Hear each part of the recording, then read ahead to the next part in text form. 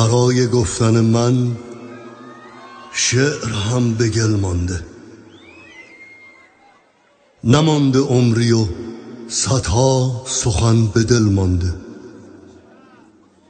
صدا که مرهم فریاد بود زخم مرا، به پیش درد عظیم دلم خجل مانده.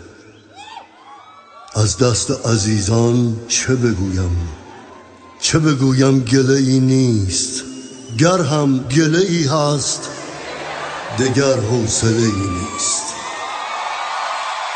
سرگرم به خود زخم زدن در همه عمرم، هر لحظه جز این دست مرا مشغله ای نیست.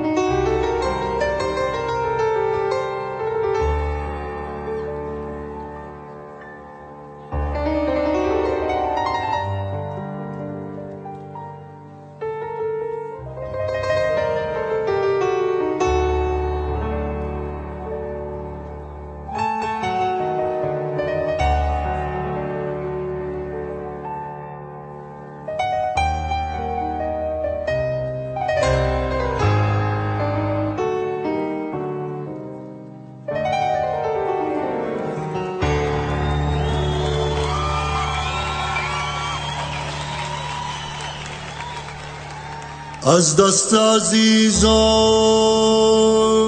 چه بگویم، گله ای نیست، گله ای نیست. گر هم گله ای هست دگر حوصله ای نیست، حوصله ای نیست، حوصله ای نیست.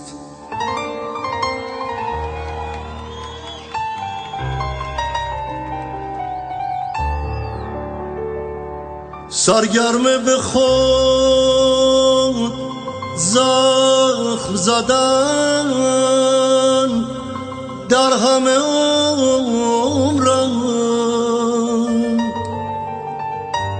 هر لحظه جز این دست مرا مشغله ای نیست.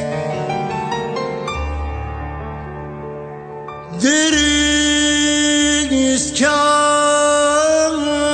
از خانه خرابان جهانم بر سقف فرو ریختن چلچله ای نیست، چلچله ای نیست.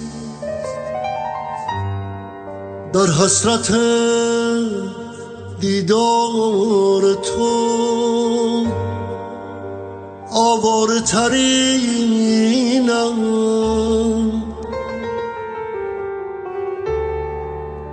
هرچند که تا منزل تو فاصله ای نیست، فاصله ای نیست.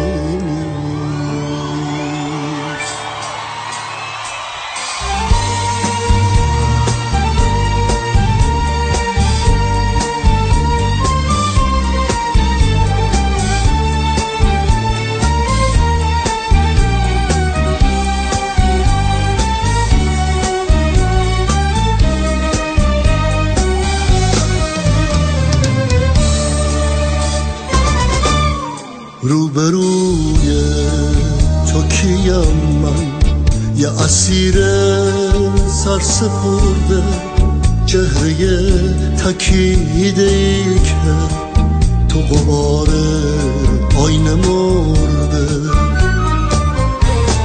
من برای تو چی هستم؟ کوه تنهای تحمل، بین ما پل عذابه، من خسته پایه پول.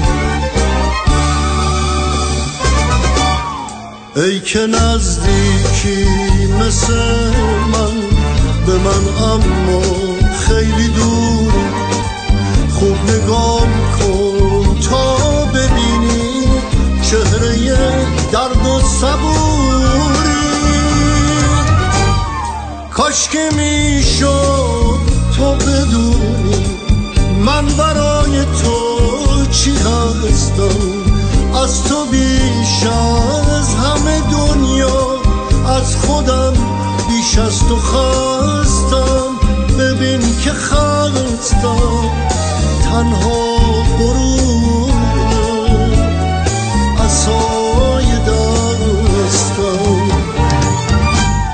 از عذاب با تو بودن در سکوت خود خرابم، نه صبورم و نه عاشق، من تجسم عذابم.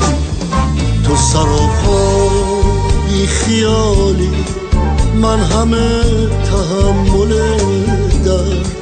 تو نفهمیدی چه دردی زانوی خستم و تا کرد.